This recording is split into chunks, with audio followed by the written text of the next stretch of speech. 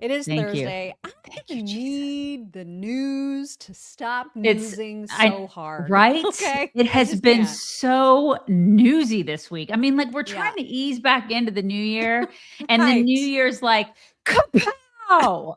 We're like, "Can you just maybe let's calm Can you down?" just help Just like us ease it's in? like an alarm clock that's so loud, and you're like, "Can we just, like, maybe have some birds chirping, a little bit of, like, the sun Right. coming up, grace." Nope, nope, Nope. No, nope, it's not just so like a much. nuclear bomb is dropped every Good single day, and it is just Lord. it's a lot, you guys. It's a lot. Okay? So we're Calm trying to get through down. it. Calm down, 2026. I Calm know. My down. God. And Trump is not helping, okay? Like he did the whole Venezuela thing right out of the gate. He was so busy yesterday. We've got Very so many busy. updates from Donald Trump. I'm just like, Mhm. listen, I appreciate the work that he's doing. I love I it. just need him to space it out a little. You He know what I is mean? listen, the dude is attacked all over the place, but he's the GOAT. I mean, the man gets up every day. He has so much more energy than I will ever Oh dream my of God. having. He gets up every day and he's like, "What can I do for Daisy today? What can I do?" Well, I'll And I tell you what he's appreciate doing for that. you today. He's going to make you read a lot because he was Can't on wait. a tweet. Like, just, he could not stop. He was on a tweet storm last night that was out of control. We will get to that. I did want to point out really quickly that I am wearing our little cool ringer tee. So It's the cute. cutest. I It love is ringer tees me so much. too. Yeah. And this, of course, comes from our store on Etsy. And she has a new creation other than this that I wanted to share with everybody today because yesterday, as you remember, if you were here with us, it was Petty Wednesday. It was. It And was Petty so Wednesday. Maybe Petty Thursday today. I'm kind of in the mood. I know, right? Like, I just don't see a reason for us to Mm-mm. stop No, necessarily. no. And got a lot of comments on Twitter about how much people enjoyed Petty Wednesday. And Yeah. there was somebody that, joined, I guess, was a new follower and made a comment just saying, just found you ladies, love you. And I wrote back, welcome to the coop. Yeah. And so I started getting comments from people saying, "Oh, will you make merch that says something about the coop?" That's like super great. I sent a note to who runs the Etsy store and I was like, "Can you do something with that?" And she did this. It's a new arrival. It says official member of The the coop. coop. And I kind of like how the bird is an eagle and not even a chick necessarily, but maybe it's an eagle chick, It's which like an works. right, right. We're the chicks. That's the eagle. We're all part of the coop. It's like you can just Yeah. whatever kind of bird you want to be. You can be a bird, whatever. Yeah. So Yeah. this is really, really great. So anyway, if you want to get your hands on one of these or one of the ringer tees, you can go to inreallifecreations.etsy.com. Make sure if you are seeing this logo on any other site, just know that you're dealing with a fraudster and we're doing our best to take care of those, They're but there's only everywhere. so much we can do. And they're like Yeah. from the Philippines or I don't know, Vietnam or Freaking whatever. And China. yeah. Yeah, they're So everywhere. Mhm. just use the Etsy store if you would please. Quick note before we get right into all of this nonsense that took place in Minnesota yesterday. I just heard on the news this morning that Steny Hoyer is going to be announcing his retirement today. So I don't even remember what state he's in. He's like 86 years old. So the fact that he's only just now choosing to retire Mhm. is annoying. There's a lot of people on both sides of the aisle who should have retired a long time ago, but another one is That's one retiring, of and it them. is Steny Hoyer. Yeah. Okay, there you go. There you go. 86. Yeah. All Okay. right. So, as everyone knows by now, a woman has died because she was shot by ICE as she was driving her vehicle right into an ICE officer who obviously felt like his life was threatened and responded with deadly force. And so, just a quick lesson to people. I can't believe this requires saying out loud, but stop impeding the work of law enforcement. Don't do that. And if you are doing that and they tell you to do something or to not do something, follow their commands. This is basic. This is stuff we learn in freaking kindergarten. Well, Okay. some of us do. Some of us God. learn it. I mean, that's one of the things like I teach my kids, "Hey, listen, if you get pulled over, what do? Well, you be polite. You be polite, you do what the law enforcement officer tells you to do." How many times have I been pulled over? A lot. With me, several. So, what do? You don't fight them. You know, you don't resist anything. You just be nice. Be nice. Just do what they say to do, and just this isn't hard. Crying out loud. You obey the law, and if you have broken the law in some way, if they tell you to do something, you follow their instructions and don't be an asshole. Why is this hard? It isn't hard. I don't know. But the problem is you're right. I don't think a lot of people are learning this, and they're being brainwashed into thinking that somehow they need to fight against law enforcement because our laws, for some reason, are bad and they're not worth following anymore. It's a lot of brainwashing on the other side of the aisle. And these are paid protesters. Exactly. And it's like, I wrote on X or Twitter this morning, I was like, just imagine how different things could be if Democrats, along with Republicans, because Republicans already do this, but imagine if Democrats were like, hey, everybody, you know what you should do? You should peacefully protest and never protest in such a way that gets in, that impedes the work of law enforcement. Right. Understand that law enforcement and federal agents are included in that, are working to remove 22 million illegal criminal aliens from this country that Biden let in. And if we let them do their job, we will all be safer. If they said that instead of saying, fight the Gestapo, then maybe this kind of shit wouldn't happen. So I put the blame fully at the feet of Democrats. This is on them. Yeah. And Fry and Walz in this case, Fry and Walz are like right at the head there. And they're not stopping. And I would argue that white liberal women are the most deranged among us right now. Oh, without question. They are the most deranged. I mean, these chicks are willing to die. They're willing to die for criminals, for gang members, for predators. They're willing to do that. These are chicks that have kids. And they're willing to do that. They're going out there and they're paid protesters and they're willing to do it. Why? Because they've been brainwashed. Like literally, it's the woke mind virus. And they're willing to go out there and do this. And they should be with their freaking kids. I mean, there are 3 kids. This woman had 3 children. Really? Yeah, I think there are 3 children that she's left behind. Oh, I thought there was just the one daughter. I heard that there are 3 kids. Maybe I'm wrong about that. If there's one, it's too many that's left behind because this woman was infected with this mind virus that she thought that it was the right thing to do to fight for illegals and gang members and to go against the rule of law somehow. She thought that was okay. It's not okay. I mean, again, that's why why won't Democrats across the board tell their leaders in local areas and local officials, work with the police. They're on your side. Right. They're trying to keep your entire communities safer. And when the messaging from Democrats is fight ICE, don't let them hear, or as Fry, as you'll hear him say, stay the F out of our city. Right. How is this helpful? This only riles people up and it makes everything worse. And they have all that power to just lower the temperature, and they do the exact opposite every time, and then they blame Republicans for it. Yep. It's freaking bananas. It's bananas. Yep.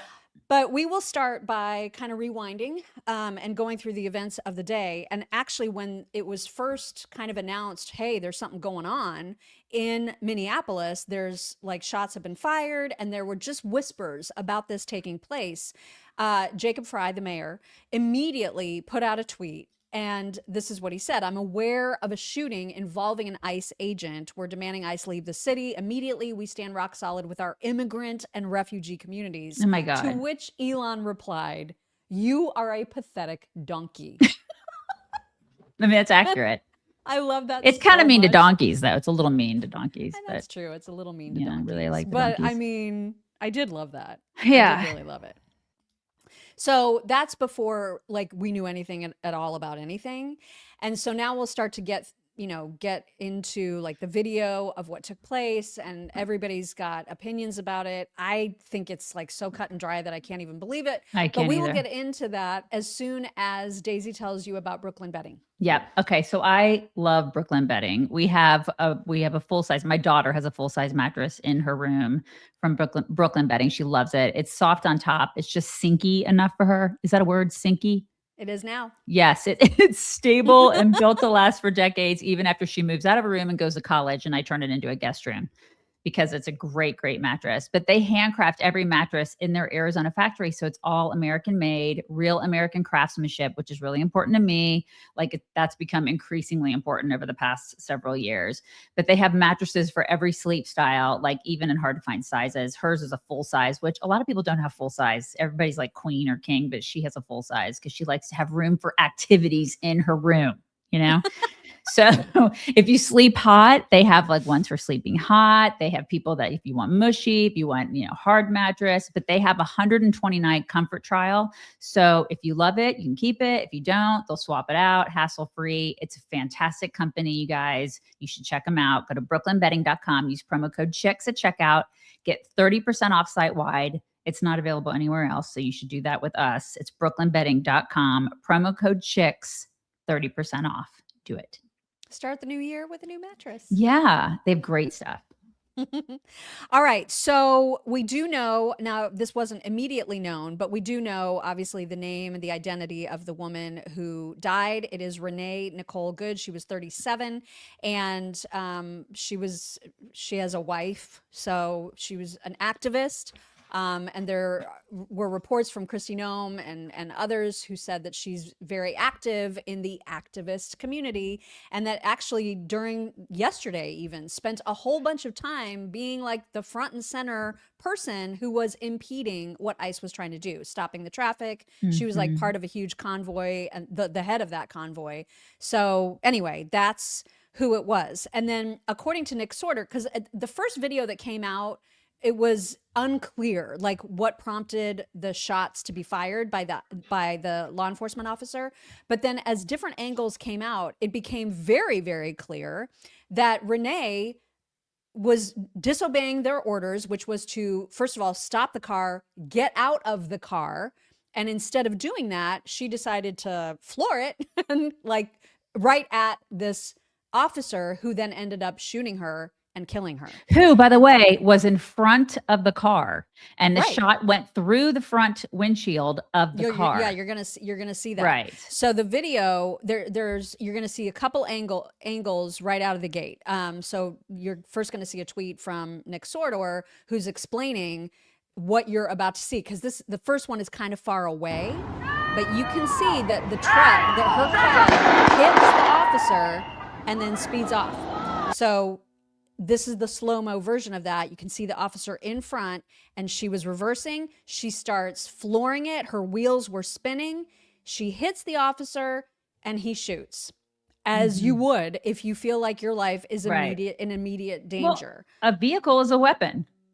And, it's like Ashley Babbitt didn't have a weapon. And I saw a bunch of libs the other day saying that, she deserved what she got. So maybe pick a lane. Yeah. Maybe? In fact, we have a video about that as well coming up. So here's some analysis, like exactly like a play-by-play. I'm not sure what the name of this fellow is, but he was talking about it. I just happened to see this on my Twitter this morning. I thought this was pretty spot on analysis here. Right there, she's moving forward, and he had to just barely get out of the way. He barely got. If he hadn't moved, she would have run him over. Watch the tire. See, now the tire is moving forward. You see the tire is moving forward with the officer directly in front of the car. You can see the spinning. This would have never happened if she had just gotten out of the car, and it would have never happened if she hadn't just tried to block the police in the first place. Exactly. It wouldn't have. Don't do these things. This is not hard, okay? And one of those videos was taken by her wife or her partner or whatever it is. Yeah. And which is weird too. Like, why? The whole thing is just so unnecessary. I mean, that's obviously it's tragic that a mom has died, but for crying out loud, you know what I mean? Like, this is so preventable. It's senseless. So preventable. I think what you're trying to say is it's completely senseless. It didn't have to happen. Go be with your kids. Yeah. What are you doing out there? What are you doing out there? ICE is doing their jobs. It used to be that ICE could go do that until liberals were like, oh my God, ICE is the Gestapo. That's the narrative now. This is the narrative that we want to run with. And all these weak ass liberals are like, oh yeah, that's what we're supposed to believe. Okay. No, it's law enforcement. They're out there doing their jobs, and y'all are in the way of that. And this is what happens when you impede law enforcement. This is what happens. Yep. It's ridiculous. So I saw a bunch of comments that we were frozen on Facebook. I got a little error message here that it's apparently not going to Facebook. I don't know what the cause of that is. We obviously set it up the same way every single day. If you are unable, I still see people from Facebook commenting. I hope they find us elsewhere. We're on Rumble, YouTube, Twitter, Getter, Locals. So you can find us in all the places. I know. I have no idea what's going on there. But you mentioned how the gunshots, because I think the officer fired 3 times. And the first time was, you can see from where the gunshot is that he was being directly hit, according to this news report. It would appear, we'll see what the investigation reveals, that the shot came from in front of the vehicle. Yeah, I mean, it's pretty obvious. The gunshot is right there in the front. So it's just all so senseless. It is senseless. It is senseless. Ridiculous. Yeah. And Natalie, what is her name? Danielson. I'm not exactly sure. I liked how she ordered this, because this is exactly what happened. She is ordered out of her car. She refuses. She backs up. She drives forward into an ICE agent. The ICE agent pulls out his gun only when she starts moving forward into his body. This is self-defense. Case closed. Yeah, totally is. I do think it's case closed. Oh, I agree 100%. 100%. Yeah, follow the law. Grace is absolutely, follow the freaking law. Yes. And that's what they were trying to do. They were trying to enforce the law, which is, and unfortunately, this all goes back to Biden, who let all these freaking people in who aren't supposed to be here. We're having to clean up the mess. I say we. Trump is having to clean up the mess. And now they're like, no, we don't want the mess to be cleaned up. It's the law. And then they're in there saying, no, we can't do that. We don't like the law. I swear, these liberal white women, it's like they're on the wrong side. They're on the wrong. This is what you're willing to die for? It's crazy. And it's also masochistic, because they're fighting against people who are trying to keep their communities safe. Right. It's so stupid. It is stupid. It is stupid. Sheer stupidity. And it doesn't matter, honestly. Like, at this point, the people who are saying, I think she was just freaked out and she was just trying to get out of there, none of that matters. That may be true. Let's just give her the benefit of the doubt for a second and assume she really was freaked out and just trying to leave, and she wasn't trying to hurt the ICE officer. None of that matters, because the only thing that matters is that police officer had a millisecond to figure out, am I about to die? Is she trying to kill me? And he had to make a split-second decision. That's the only thing that matters. Her intention does not matter. He sees a car coming at him. He does the only thing that he can do. This is just so case closed to me. Yeah, me too. And it just makes me so mad. And I know you're mad too. And I know we're not the only ones. Xavier DeRusso, friend of the show, very, very mad. This is his reaction. FAFO, but also my condolences. But let me just say this. If you try to run over a federal agent, you will get shot.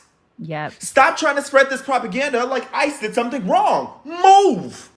This is not hard. It isn't hard. And I'm so sick and tired of the narrative. And then when you've got a governor and a mayor saying the opposite, what the hell is going on? I also would like to know who's paying these people. Who's paying these protesters? And when can they go to jail? Right. Because you had a simultaneous one. I think it was like in New York yesterday. And they were funded by somebody who works at the CCP. Like, who's paying these people? We need to start looking into that. Like, this administration, I know they got a lot going on, but they need to be looking at the source of this stuff, because a lot of it isn't America funded. Follow the money is right, Celeste. Follow the money. Yep. Absolutely. I did love what Harrison Crank tweeted. He was like, guys, calm down. She was only trying to run over ICE agents. It's not like she was doing something crazy, like speaking freely on a Utah college campus. So true. Because if you look, there was somebody that tweeted, here's a fun experiment for everybody that's showing outrage about this murder. And I use that term as a quote and a quote only. Look at those same people that are outraged and then do a search of Charlie Kirk on their timeline and see what they said about his death. Oh, I think we know. Yeah. I think we know. You're on the wrong side of history, the wrong side. So there's a woman who lives in the neighborhood who gave a statement initially and then did some major walking back, some backpedaling later with Caitlin Collins. So here is what she initially said about the woman who was killed and what her motivations were. Here is they clearly wanted her out of there because she was the main car leading the protest, is my understanding. I talked to another guy who was driving behind her, but she was very successful in blocking traffic. She was doing what she was set out to do, and so they wanted to get her the hell out of there. Yeah. So it looked like she was impeding ICE vehicles. Definitely, yeah. Okay. That was her goal. Okay, so yeah, I mean, I think we all are aware that that was her goal. Yeah. But then on CNN, because obviously the reaction to what happened to her was swift and people immediately drew their conclusions. Here's what was said later. From a different angle, what's your response to that version of events? I mean, that's the only reason why I'm here. I don't think I'm the most articulate person. I don't think that I don't want to be here, but I knew that this would be twisted and it would be self-defense, and that's absolutely not what happened. But it's just my life is forever changed from having witnessed this, and I just can't let this narrative that it was self-defense go any further, because it's absolutely not what it was. How can she possibly say that? Well, because she was probably her friend. Like, she was on that, because she's on that side, because she's a white liberal woman that has the woke mind virus. And she was probably delighted to be there and being part of the protest. Right. And listen, when you protest with a car, I'm sorry, that's but a weapon. WTF, you might as well be out there with an AR. Right. Mm-hmm. Like, there's no difference to me. It's a weapon. So that's a problem for me. It's one thing to be out there like at a Tea Party protest, just out there with the sign going, I'm a protester. When you're within a car, that's a whole different story. You have a weapon. A car is a deadly weapon. We're talking about a whole different thing.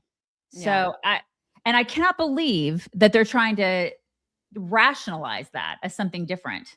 She was going to run him over. She could have killed him with her and car. Thank God for the ICE, and I'm talking about the ICE on the ground, not like ICE agents. The ICE on the ground is actually what gave her less traction to be able to slam into him any harder. Right. So, I mean, thank goodness it's freezing and horrible in Minneapolis.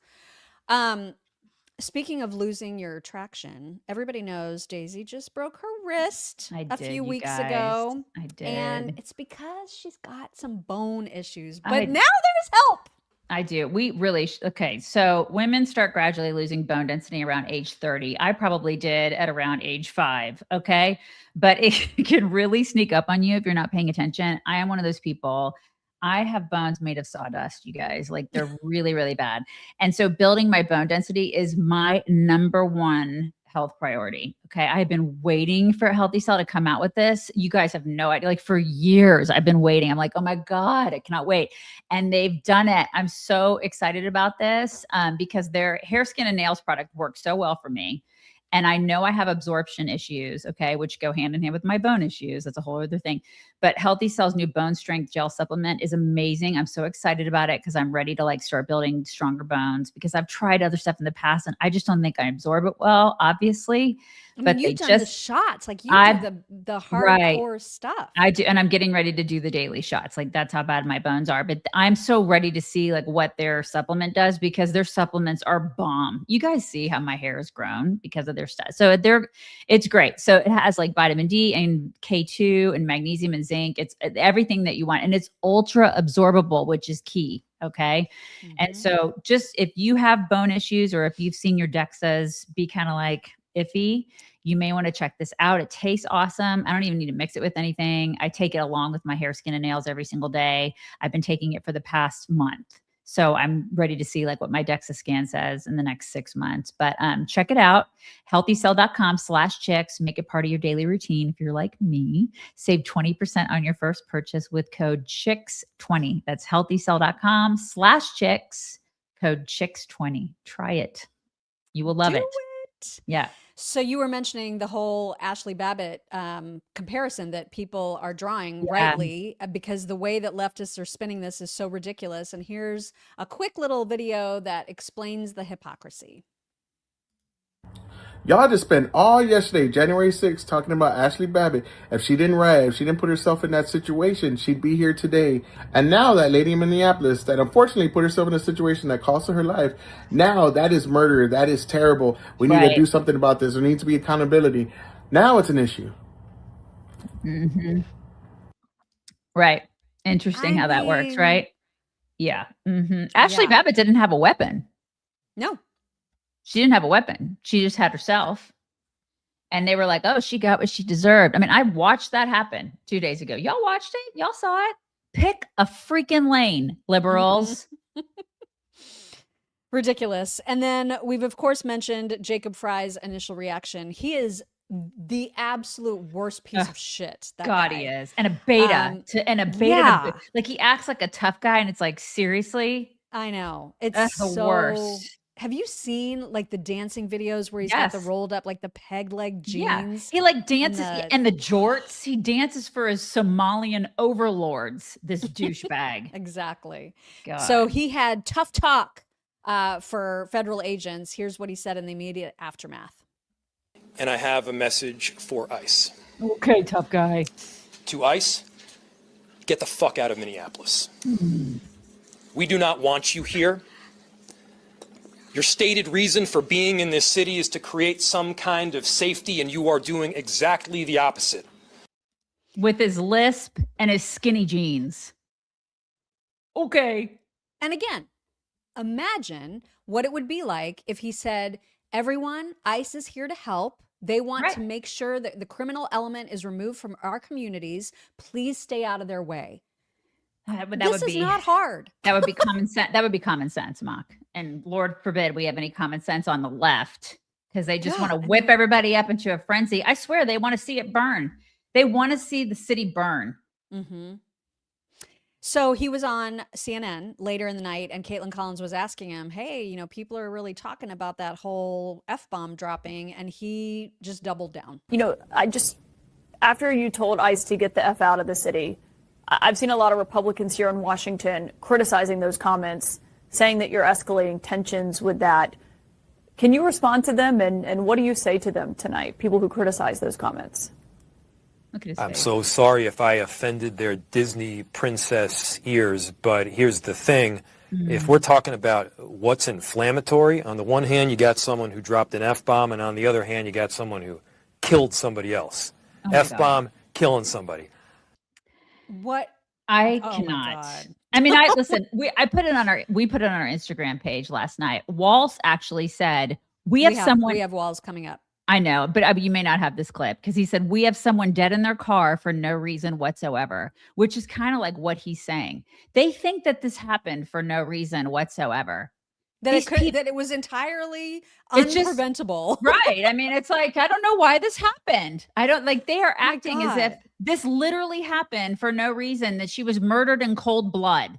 This is what they're trying. This is the narrative that they're pushing out. These people are borked. They're mentally ill. Yeah. And they don't see their own contribution to it, which is absolutely amazing to me. Yeah. Amazing. And their rhetoric over the past year, whatever, is directly responsible for this woman's death. Yes. 100%. They are responsible. There's blood on his hands. That little douchebag's hands. There's blood on his hands. There's blood on Tim Walz's hands. They are responsible because weak ass minded people are listening to this and going, oh yeah, that's right. ICE is the Gestapo. I need to fight them. No, Mhm. you don't. And they go even further, and they basically forbid their local police departments from cooperating with federal agents, which is freaking crazy. And so it was the Minneapolis Police Department released a statement standing in support of ICE because they basically are powerless. They get their orders from the mayor, who says you're not allowed to cooperate with them. And so then they just have to watch their federal agent colleagues get run over. I mean, it's just all senseless. It doesn't need to be this way. And the worst part about it is that I think about the reaction on the left and how they can see the same videos, right, that we're seeing, and just completely mischaracterize it and lie to our faces about what we can see, what we all see. And how do you how do you fix that? How do you get beyond that when they're willing to lie to themselves that hard? I don't know how you get past it. To me, there's so much mental illness on that side. I don't know how a mother, whether she has one kid or three kids, I don't know how a mother is so brainwashed into thinking that is the right thing to do, is what she did yesterday. I don't understand it. You have freaking kids. First of all, you have kids. Why would you go out there, and whether you're paid or whether you're not paid, go out there and do that? I just don't get it. I don't get it. Yeah, I can't wrap my brain around that. And to listen to politicians tell you that that's what you're supposed to do, and then you do it.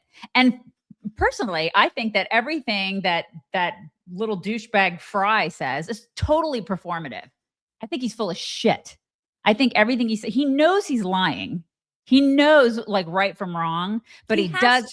He absolutely does. But the people that they bring into their state, all these Somalians and everything else, they know they vote Democrat. And so they bring them in because they know that it keeps them in power. And so they keep the grift going. They know right from wrong. They just don't care. And they don't care who dies. They don't care about that woman. They don't care. I just, and I think when I think with a fast forward button about how this is going to get investigated, and ultimately, because it's obvious that what that officer was doing was in self-defense, that's likely how it will be judged, right? In a court of law, which I'm sure it's going to reach a court of law. The courts are going to determine, obviously, he thought his life was in danger and he acted appropriately. And then again, we're going to go through all of the mayhem and more chaos and the people that are so pissed off about the judgment because they're only interested in causing chaos. They're not interested in the truth, in law, in order, in justice, none of it. They're sick. They are sick on the left right now. Yeah, they're disgusting. Those two men, I hate even calling them men because they're not men, but those two people, they're completely obsessed with power. That's all they care about. They don't care about the people of their state and their cities or their city. They don't care about them. They don't care about this woman. They're going to act like they care about her, and they're going to put on a good show. They don't give a crap. They don't give a crap about Americans.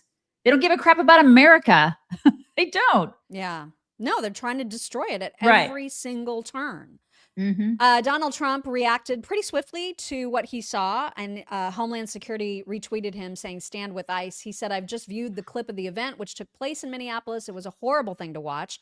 The woman screaming was obviously a professional agitator, and the woman driving the car was very disorderly, obstructing and resisting, who then violently, willfully, and viciously ran over the ICE officer who seems to have shot her in self-defense. Based on the attached clip, it's hard to believe he's alive, but now recovering in the hospital. And by the way, he's fine. He's out. He's just at home with his family recovering, and he's going to be absolutely fine. The situation is being studied in its entirety, but the reason these incidents are happening is because the radical left is threatening, assaulting, and targeting our LEOs and ICE agents on a daily basis. They are just trying to do the job of making America safe. We need to stand by and protect our LEOs from this radical left movement of violence and hate. 100%. 100%. 100%. All right. So what's his face? Tim Walz, who already has a big pile of problems, right? Yeah. And if anything, this just distracts from all of the fraud issues that he was already having to contend with, which makes me super mad. Yep. But he also echoed a similar message to ICE, as Jacob Fry did, here is what Timmy had to say initially. And from here on, I have a very simple message.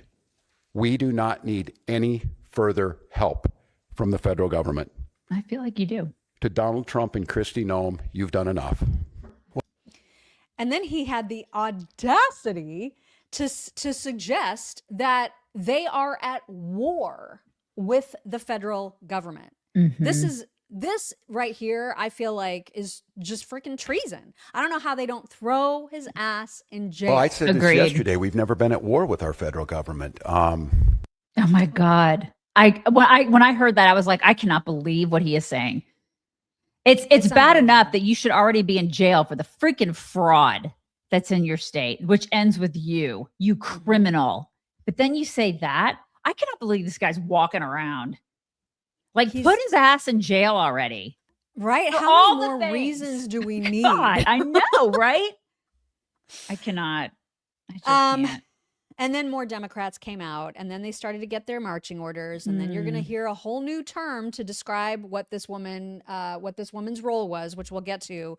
But first, somebody thought to brief Zohran Mamdani, and his response to this was as batshit as you might expect. Here we go. If you want to read this, please. This morning, an ICE agent murdered a woman in Minneapolis, only the latest horror in a year full of cruelty.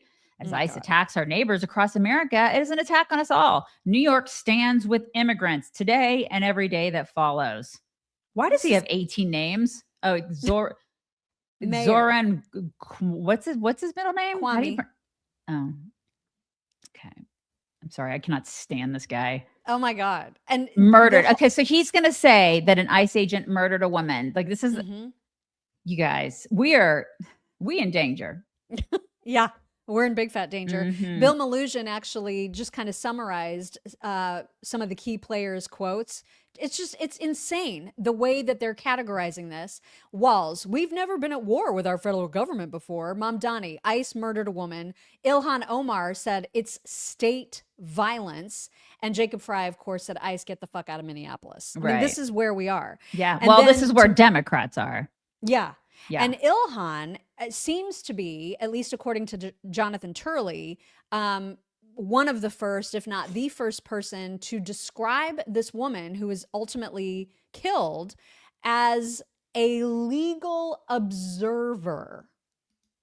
A legal observer. Okay. Well, first what you're seeing on your screen now is Senator Schumer, which is ridiculous. He said, I saw the video. It turns your stomach when you have these ICE agents all over the streets of our cities without any cooperation from local law enforcement, local communities, horrible tragedies and killings occur. And again, as a reminder, the mayor doesn't let this cooperation happen. They stop it from happening. What in the world? It's crazy. Oh my God. And it's just, and Schumer is just like you said, he's just falling in line. Yeah, he always does. He always does. So back to Ilhan and this whole notion of a legal observer. It's such a weird thing. So Jonathan Turley pointed out that Ilhan Omar just joined with Fry in effectively calling this officer a murderer and referred to the woman as a legal observer. Once again, Democrat members are again rushing forward to fuel the rage with reckless rhetoric. And lies. And boy, did they ever fall in line. Oh my God. Literally all the Democrats, all their Democrat friends and organizations immediately picked up on this legal observer bullshit. What the F is that? Legal observer. It's something they just literally made up because they don't want to call her what she is, which was an agitator. She's a total agitator. She was in charge. She was the lead agitator with a deadly weapon, which is a car. That's what she was doing. She was out there running the show is what she was doing. Legal observer, my ass. Give me a break. So God, ridiculous. These people are just such liars. Yeah, and Jasmine Crockett, of course, she didn't use the term legal observer as far as I remember, but she did use the word, state-sanctioned violence and murder, saying ICE just murdered a U.S. citizen. This violence is the direct result of racist rhetoric coming from Donald Trump and his allies. Okay. What in the world? This is dangerous state-sanctioned violence. We will not stay silent while unqualified, masked federal agents terrorize our communities. What'd she say about Ashley Babbitt? I wonder what she said about her. Oh, my God. Yeah, that's a great point. Mm-hmm. And then that creepy guy, is it Goldman? Daniel Goldman. God, that guy is just the worst of the worst. Such a scumbag. Your fists are my gonna one form. fist. My Your one fist forms. is going to form. Just be ready because this is ridiculous. This guy. Invading our cities, using excessive force, lawlessly, with new agents, without proper training. And sadly, this was not unexpected, but it is egregious. It was an outright murder. And the fact that the administration is trying to defend the ICE officer when everyone can see with their own eyes that that car was trying to get away because it still turned away from the officer after she was shot in the head. So the fact that they are arguing that somehow this is domestic terrorism, much less an attack on ICE, is preposterous. This officer not only needs to be fired and suspended, but based on the video, he needs to be charged with murder. Unbelievable. What a piece of shit that guy is. It's incredible. I'm sorry. I'm not sorry. He is. That guy is these guys, they lie. They just lie. And they do it like so effortlessly. Yeah, effortlessly. Mm-hmm. That's disturbing. It is disturbing, right? God, and his face. And I know, right? It's so punchable. Not that we ever condone violence on this show. No, we never would condone violence on this show. We wouldn't. Yeah, because that's the Democrats' job, right? This is what they're constantly doing. And because their leadership does it, then their base falls in line. And so as you can see from this tweet from Roz Alerts, it said Reddit users are issuing a fiery call to action, directing their message at conservatives, Republicans, political apologists, and non-voters saying, her blood is on your hands. It's time to shut this country down and nobody should show up to work tomorrow. And then as you started to dig through some of these Reddit threads, you could see them saying, fight back with equal force. This is the reason for 2A. I can and will use lethal self-defense. And then, of course, death to ICE. I mean, it's only going to ratchet up. Yeah, but the whole not showing up for work tomorrow, these people don't work. That's why they're being paid to protest, because they don't have real jobs. Come on. Now, thankfully, I don't think there were burned down cities, a la George Floyd of 2020. It didn't get to be quite that crazy. There were protests across multiple cities, but they stayed mostly contained. And it was just a lot of people marching and saying death to ICE and F ICE. And it looked kind of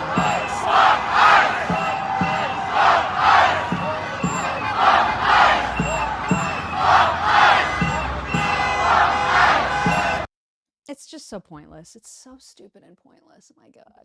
Yeah, I miss the 80s, man. Oh, right? You know, when Genesis used to sing about it's no fun being an illegal alien. You remember? You remember? Those are the good old days. You guys remember those days? It's no fun being an illegal alien. We knew. We knew it was right. We knew it was wrong. You know what I'm saying? Yeah, those were good times. Good Leave times. it to our BFF, Scott Jennings, to just say what needs to be said. Undergoing an epidemic of political vigilantism right now. Why are people showing up in vehicles, in convoys, not just in Minneapolis, but all over the country in an effort to obstruct lawful federal law enforcement activities? This is not an isolated incident. We have had hundreds of car rammings against ICE agents all over the country. According to DHS, this lady in this car today, along with other vehicles, had been tracking ICE agents around.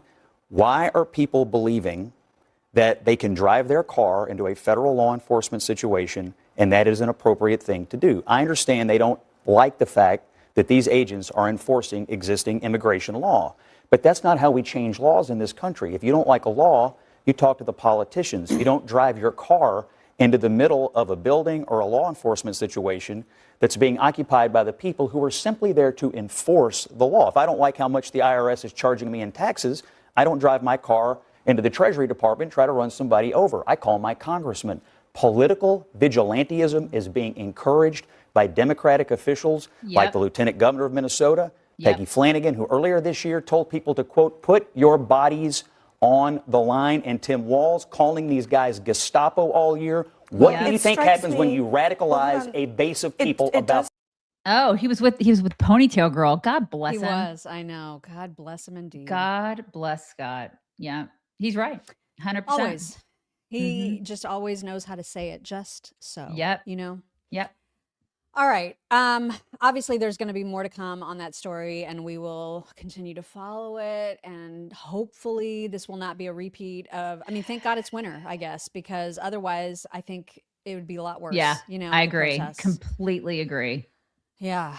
So let's get into some other headlines because Trump was so freaking busy yesterday, you guys. It was out of control. And there was a lot of good stuff, okay? So the first thing that was really, really good is that he signed a presidential memorandum withdrawing the United States from 66 international organizations that we have no business being a part of, 35 that were non-UN organizations, NGOs, and 31 UN entities, which do nothing but drain our money to end up basically harming us. Thank God.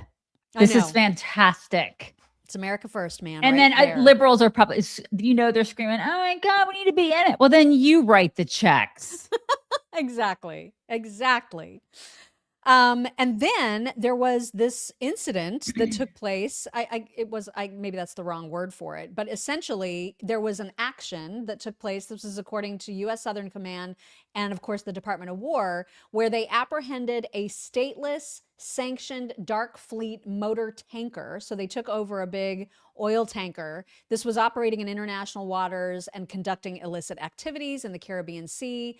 And the Department of War is continuing to show its might. And this is great. I mean, this is stuff that's like, there's so much stuff happening. I love it. You know what I mean? It's amazing. Listen, this is why I pay taxes, right? I mean, yeah, I like military. That. I got no problem spending money on military. Go for it. Yeah. And speaking of that, Trump put out a tweet saying we're going to do more when it comes to military spending. If you want to read this. After long and difficult negotiations with senators, congressmen, secretaries, and other political representatives, I've determined that for the good of our country, especially in these very troubled and dangerous times, our military budget for the year 2027 should not be $1 trillion, but rather $1.5 trillion. This will allow us to build the dream military that we have long been entitled to, and more importantly, that it will keep us safe and secure regardless of foe. If it weren't for the tremendous numbers being produced by tariffs in other countries, many of which in the past have ripped off the United States at levels never seen before, I would stay at the $1 trillion number. But because of tariffs and the tremendous income that they bring, amounts being generated, that would have been unthinkable in the past, especially just 1 year ago during the Sleepy Joe Biden administration, the worst president in the history of our country. We are able to easily hit the $1.5 trillion number while at the same time producing an unparalleled military force and having the ability to, at the same time, pay down debt and likewise pay a substantial dividend to moderate income patriots within our country, President Donald J. Trump. I don't really care about the dividend. I just want him to pay down the debt. And I also think that we could probably still do a lot of doging.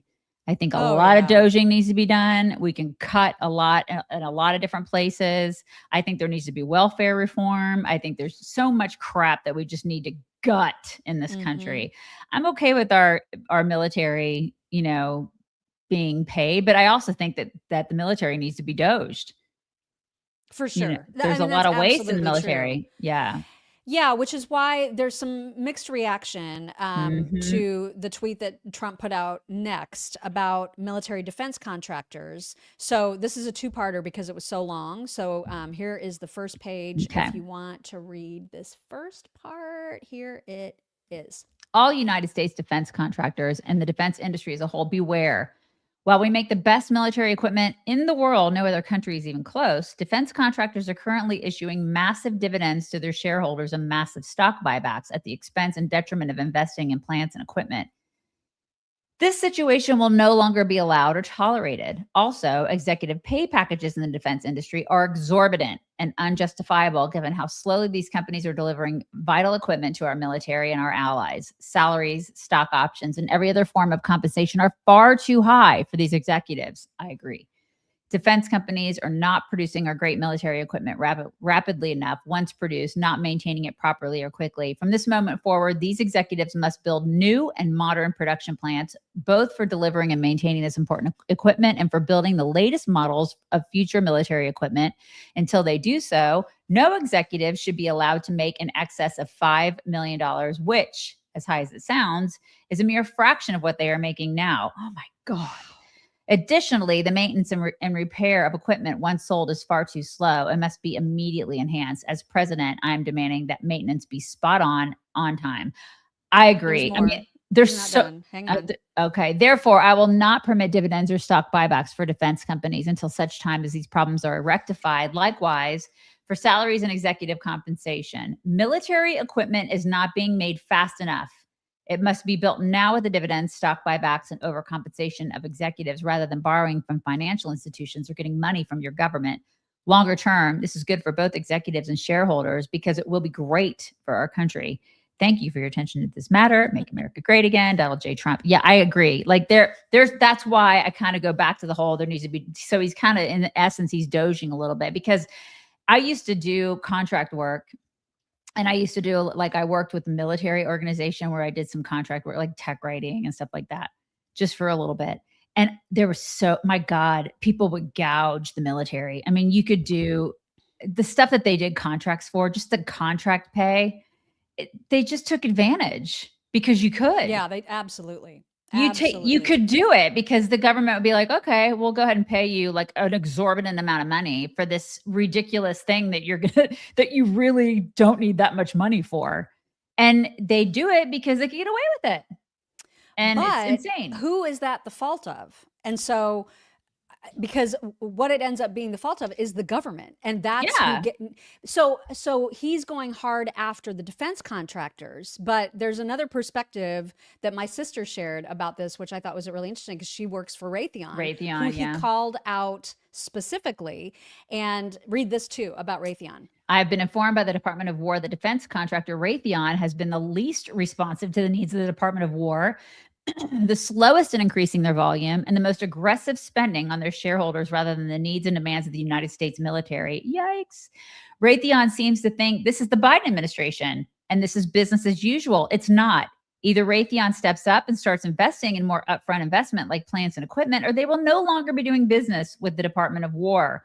Also, if Raytheon wants further business with the United States government, under no circumstances will they be allowed to do any additional stock buybacks, where they have spent tens of billions of dollars until they are able to get their act together. Our country comes first, and they're going to have to learn that the hard way.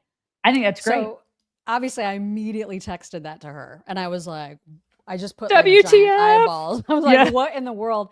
And so she said that like all of the Raytheon chat rooms were basically exploding over this. Her perspective I thought was very interesting. She says, it's kind of odd to me that Raytheon is singled out as this is a problem with all big defense giants. And it's kind of unfair to imply that we're the ones moving too slowly. The US government is our biggest customer, and they are the ones who slow everything down with bureaucracy and regulation and red tape. So it's kind of the pot calling the kettle black. On the other hand, he's like 10,000% right that they should be investing in infrastructure and people versus doing buybacks to keep the shareholders happy. All the legacy guys who've been here 20, 30 plus years lament the fact that this company used to be run by engineers who focused on innovation and hiring top people. Now those leaders have been replaced with finance portfolio managers, attorneys. It tells you a lot about their priorities. It's a great perspective. So that's the thing. I mean, you know how bad it is. I remember when the company that I worked for became a government contractor, and immediately we had to hire a zillion people just to deal with the paperwork bullshit, the affirmative action, all of the reporting. It's just nonsense. It's all red tape, and it does slow you down. Yeah. But there are people that know that that's the case and that everything's going to be slow, and they take advantage of it. They take advantage of the financial part of it. They take advantage of the time part of it. They're like, oh, it's going to take forever and we can get paid a crap ton of money. That's what a lot of people do because it's the government. We're the government. Right. And it's so our money. It's our money. And so and I'm glad that he recognizes that, but that's the thing. Like he's making it so it's 1 trillion to 1.5 trillion. I want to make sure that 1.5 trillion isn't just more, bloating. That like, it's gotta be quality. Like there's gonna be quality in there. They've got to cut down. Like, I hope there's something to show for that. That's all I'm saying. Because man, for so long, I've always said that if there's one place we can cut, it is the military, because there's so much waste in the military. Not that I don't love the military, but there's a lot of waste there, you guys. A lot of waste. It needs to be doged. There needs to be a little bit of an audit there. Yeah. For those folks who were the naysayers about the capture of Maduro, this was a fantastic tweet from Donald Trump about what's going on there. If you want to read this one. I have just been informed that Venezuela is going to be purchasing only American-made products with the money they receive from our new oil deal. These purchases will include, among other things, American agricultural products and American-made medicines, medical devices, and equipment to improve Venezuela's electric grid and energy facilities. In other words, Venezuela is committing to doing business with the United States of America as their principal partner, a wise choice and a very good thing for the people of Venezuela and the United States. Thank you for your attention to this matter. That is fantastic. I love it. Right? It's good stuff, man. It's really, really good stuff. And so there was a quote. This isn't from yesterday. I think it's from a week or so ago, from Marco Rubio, when he was asked by a reporter, listen, the UN is like mad at you guys for this whole capture of Maduro thing. No, are they mad? Oh. And he basically became yet another meme, if you will. If you guys remember an old Dave Chappelle clip where he makes fun of the UN for trying to be all blustery and tough talky. So you're going to see Marco first, and then that'll lead right into Dave Chappelle. I just love this so much. It says that somehow Venezuela is not involved in the drug trade because the UN says they're not involved in the drug. I don't care what the UN says. The UN doesn't know what they're talking about. UN, you have a problem with that? You know what you should do? You should sanction me. Sanction me with your army. Oh, wait a minute. You don't have an army. I guess that means you need to shut the up. That's what I do if I didn't have no army. I would shut up. And then he goes, shut the F up. That was my favorite. That's my favorite. Mm-hmm. Oh, so good. Mm-hmm. And so Karoline Leavitt did a presser yesterday, and because JD Vance wasn't in the room with everybody else watching the whole Maduro capture go down, there's been this whole narrative that's been created that Trump is trying to elevate Marco at JD's expense. Whatever. Because people constantly want everybody to be fighting. And so Karoline addressed that rumor yesterday, and here's what she said. Just be very clear. The vice president has been involved in all policy. He is the right-hand man of the president on all policy matters, including Venezuela policy. He was, of course, read in and deeply involved in this operation from the very beginning. And he was present on the night of the operation via secure communication at a different location as to not damage the operational secrecy of this mission. That was so incredibly important to ensure that this mission could be carried out successfully without endangering our troops. The fact that she has to even explain that, like, F off. Right? Whatever. It's so dumb. My God. Whatever. It's just so dumb. Yeah. So Marco is, of course, having a moment. And we've talked about all of the memes and, all of the jobs that he has and all of the memes that keep showing him, oh, there's Marco worrying that he's going to have to be this job next and that job next. They're so funny. And there's a news station, I can't remember which one, if it's CBS or ABC or NBC, one of those, which finally kind of did a profile about his various jobs and all the memes that are going around. It was well done. Here it is. Now, AI memes have added to that portfolio, casting Secretary Rubio as the new governor of Minnesota, the new Shah of Iran, the prime minister of Greenland, the new manager of Manchester United, the head of Hilton Hotels, and highest of high honors of all, the new Michelin man. Now, back in real life, of course, these memes may not add up to much, but for Rubio's hometown fans, which are many around here in Miami, it is a sign of how Florida, once an American punchline, has become a leader on the world stage. Marco Rubio, we salute you. You're the ultimate Florida man. Oh my God. Him with the alligator is so great. It's the greatest. Isn't it so good? I just love it. Love it. And then I think there's a couple more Trump tweets. I know there's a lot today, you guys, but he was very, very busy yesterday.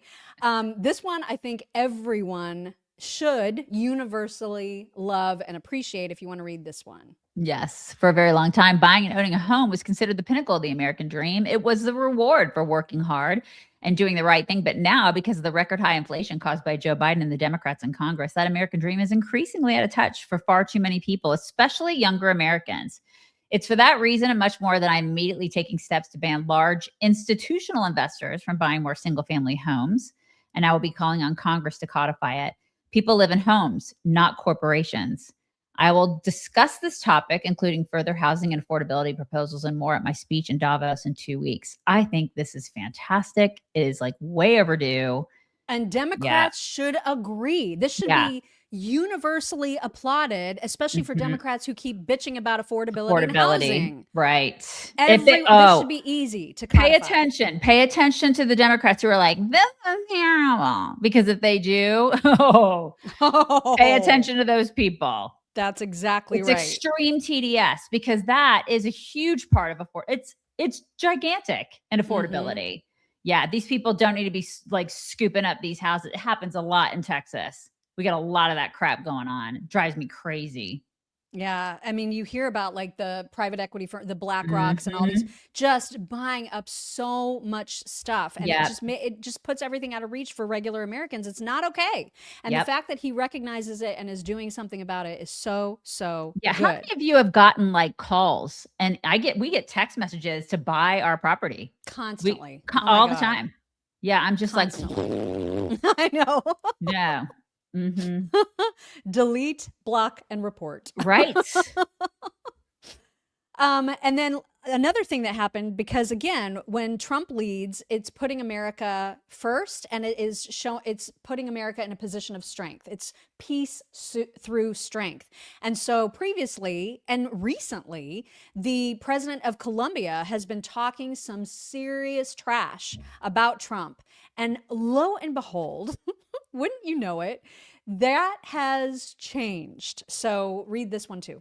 It was a great honor to speak with the president of Colombia, Gustavo Petro, who called to explain the situation of drugs and other disagreements that we have had. I appreciated his call and tone and look forward to meeting with him in the near future. Arrangements are being made between Secretary of State Marco Rubio and the Foreign Minister of Colombia.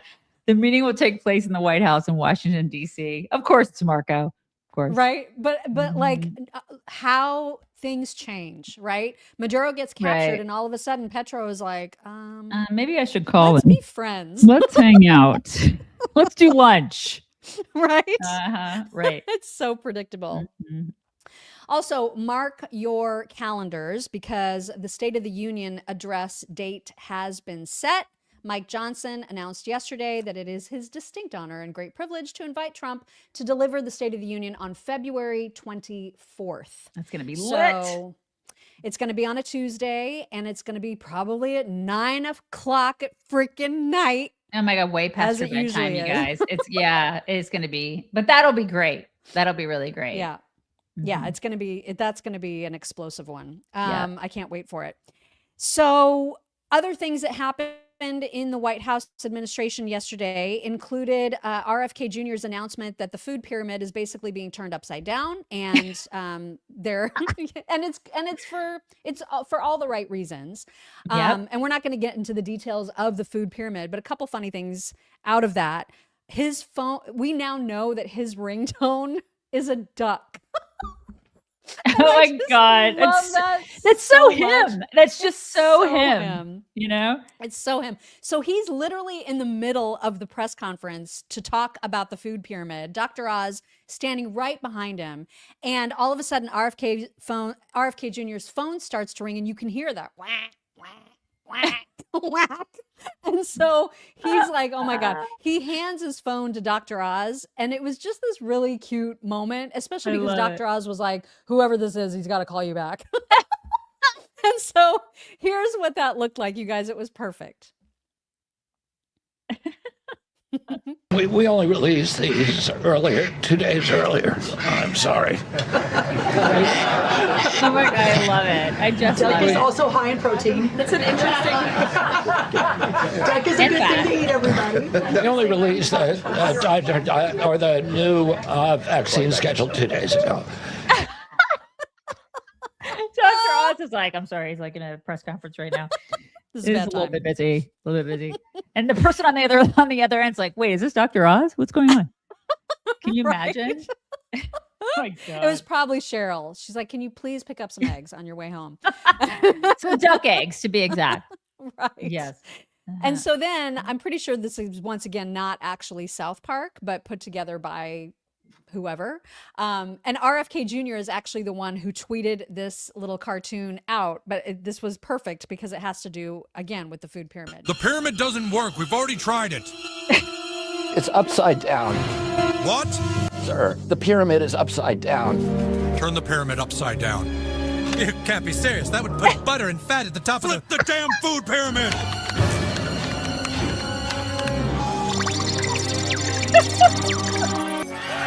Oh my God, so great. Get the president on the phone. Tell him to have some steak with his butter. I love it so much. It's so It's great. so perfect. So perfect. You guys, I don't know if I mentioned this, but today's going to be a long show. It's going to be so long. there's Mhm. still so much to get to. Oh my gosh. God, so much happened yesterday. So much happened. Uh-huh. So one of the things that happened is that we have a new candidate in the running for the mayor of LA, and it is none other than Spencer Pratt. Spencer Pratt from reality TV fame, and also from just being super vocal about the lack of government response after the California fires. He's sick and tired of it. He knows who the fault lies with, and he's ready to step in and try to lead on his own. I love it. I think he'll be great. He actually gives a crap about that city. You can tell. I mean, it's been nonstop. He really cares. And so you go, Spencer Pratt. Yeah. Get it. Godspeed. Mhm. Godspeed. So that is happening. I think earlier in the week, we mentioned Sia Weaver, who is the tenant person, part of Zohran Mamdani's admin, and she's absolutely a commie. There's no question about it. And because she's in charge of housing, and people have pointed out that her own mother lives in like a $1.6 million mansion, that's inconvenient. And Mhm. so the reporters have been wanting to ask her questions. And apparently, at least according to, I think it was the New York Post who initially reported it, she broke down crying when asked about her hypocritical gentrification comments, you guys. She cannot deal with the pressure. She upset. God bless her. So upset about questions. And look, she's an ugly crier. Oh, that's unfortunate. An ugly It's Catty socialist Thursday. crier. Look at her. Catty Thursdays. Yeah. Underway. It's Petty Thursday. You get Catty Thursday, Petty Wednesday. Catty That's Thursday. what you get here on the Chicks on the Right show. There you go. Yeah, there you go. And speaking of being catty, we are about to be Amy Klobuchar, you guys. Oh my The God. shaking So- chihuahua. She's a shaking chihuahua, you guys. You remember when she tried to run for president? And Oh, yeah. the thing about her running for president is that everybody was able to see very clearly how utterly unlikable she is. Yeah. You know what I mean? Like there's nothing that's appealing about her. Well, remember at the all. stories about her staff and how she would she would scream about forks and salads. You remember there was like the Oh, stories yeah. about she just was like her staff hated her. And you Mm-hmm. can never suppress those stories. Like they always come out. Somebody always leaks something if you're hated by your staff. And she was. Oh, big time.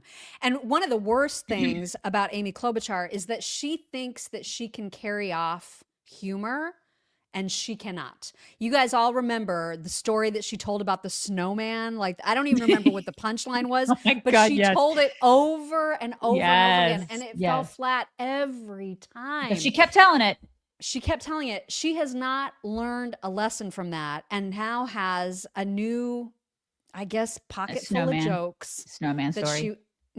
a pocket full of jokes that she wants to tell that are not good.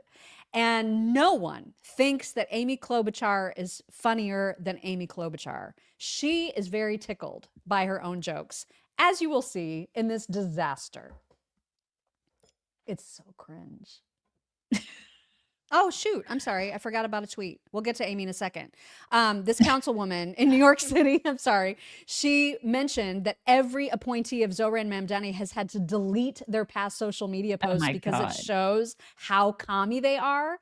That's pathetic, right? Yeah, like but if they have to go back and try to hide how commie they are. Yeah, but listen, New York City voted for this. They voted for communism. If you don't think you voted for communism, then you are the R word. Because you voted for this. So congratulations. How can you not know that you voted for this? So why would they even erase anything that they had in the past? You should just be out and open about it because you voted for an Islamo-commie. Mm-hmm. And the only people he's appointing are also Islamo-commies. Yeah. So congratulations. You get what you get. And you don't throw a fit. Yeah. Good luck with all of that. Mm-hmm. All right. So now to Amy Klobuchar, because this is, again, super, super cringe. Speaking of Greenland, there's a question for you that I want to pose. What is the difference between Greenland and Donald Trump? Greenland is not for sale. Okay, for any Republican Trump administration person out there that want to throw eggs at me as a result of that joke, you can't because they're too expensive. Oh my God, she thought that was funny. Did you see how pleased with herself she totally was pleased. God bless her. They're there. That was so pathetic. That was really bad. I'm laughing at the fact that she thought that was funny. I know. I mean, it's like somebody needs to tell, like a friend she needs to tell her. That would mean that she would have friends, Mock. Okay, they're there. That is fair. No. All right, moving on. We need to talk about the hearing yesterday about fraud in Minnesota. It was lit. So you lit. guys. And before we get to it, we want to just play a little clip of JD Vance on the Jesse Waters show where he was asked, do you think Tim Walz should resign? And here is what JD said. Well, I think Tim Walz should resign. I almost feel bad for the guy, except for the fact that he should have seen this. And whether there was something criminal, whether he was aware of the fraud, which would be criminal, or whether he simply looked the other way, it's a massive, massive failure of government. The Trump administration, by the way, we've already sent hundreds and hundreds of additional people, of resources that are starting to investigate this stuff, get to the bottom of it. Stephen Miller sent people who are literally going door to door at some of these fraudulent daycare centers and trying to understand just how deep the rabbit hole goes. I mean, the guy needs to be in jail. At the very minimum, he needs to resign. Yeah, but he needs for to be in so jail. many reasons, but for that alone. Yeah. Yes. All right, so now to the hearing about all of the fraud. Representative Randall, I don't know who this chick is, but this idiot, she's mad, like so many lefty weirdos are, that Somalians or Somalis, I never know what is the right term for people from Somalia. Nobody cares. Okay. But they, as a group, are getting scapegoated, and she thinks the focus is not in the right place. Here she is to tell you where it should be. Right. We can trot out all of the data that we want to create the sense that there is a bad guy. There is a bad group of people. There are folks who are not among us. There are folks who are other. And I think we should spend a lot more time looking at ourselves, looking at American citizens, looking at white men. Wait. There it is. That was a white man, wasn't it? Am I just confused? Maybe I'm just confused. It is. Is it Catty? It's Catty Thursday here on the Chicks on the Right show. It's Catty Thursday. It is. Mm-hmm. So just to give you a little flavor of what things were like on the left side of the aisle during that hearing, that was a little flavor, but then there were also the big tantrums. So there was the moment where Ayanna Pressley, who I go through these points where I forget that she exists, and it's such a happy thing for me. And then all of a sudden I'll see a clip of her and I'll be like, and you're like, ah, jeez. There she is. There she is again. So I guess she got it in her head that because one of the whistleblowers was obviously at the hearing and she was giving her testimony. And so Ayanna wanted to redirect and say, hey, what do you think about this J6er from Minnesota who like did bad things on J6? And I love that instead of being intimidated by the fact that she's in a congressional hearing, this woman was like, you're grandstanding. This is ridiculous. And then a fight ensued. And he did all of that in the name of fraud. He was an election denier. So an election fraud lie. Now, he claims he did these things in the name of patriotism, but really he's just a criminal. So raise your hand if you oppose Trump's pardon of this Minnesota individual. Ma'am, this grandstanding nonsense This is not grandstanding. exactly This is what accountability. Minnesotans hate about D.C. This is accountability, and you are hypocrites. So again, I will take your Thanks refusal for demonstrating my opening Excuse me, statement. reclaiming Order, my decorum. time. She's off the Reclaiming rails. my time. I'm not off the rails, please. You are Enough totally with your off the tropes. rails. Nancy, Order. enough with your tropes. Give me my time back. Order, Mr. Chairman. If Republicans were serious about reclaiming Somebody who my tells time, to serve me. You press your time. My constituents. You have no time left. You don't get to accuse me of things in this chamber. You're out of time. You're out of time. She has more You're out of time. time. We're done here. Screaming. At least 10 cannot believe she's elected. Miss Presley, you've already secured your MSNBC spot tonight. I'm looking for accountability, and you want to run from the South Carolina. And you're a king. And this administration. God, shut up. Oh my God. Okay, so wait. She was saying that during the fraud investigation trial, like correct. The hearing on fraud, she's Yes. talking about J6. Yes, because she's trying to make the point, I guess, that we shouldn't be focusing on Somali fraud and that, look, there's bad people that are from Minnesota that are U.S. born, which was, I don't even know why that had anything to do with anything. It doesn't. It's just Democrats are so in love with covering fraud. They want to make out with it. They want to make out with fraud. They want to have sex with fraud. They're so in love with fraud. Miriam, I don't know. It's like that clip you just played was the dumbest freaking thing I think I've seen all day. And I'm going to see some dumb shit today. That was so stupid. Will. It made zero sense. They are dry humping the fraud at this point.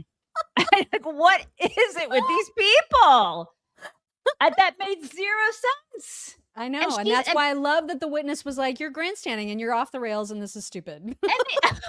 Good. It's like they will do everything they can to protect the fraud and the fraudsters and the people who are ripping off taxpayers. Yep. It's fraud sex.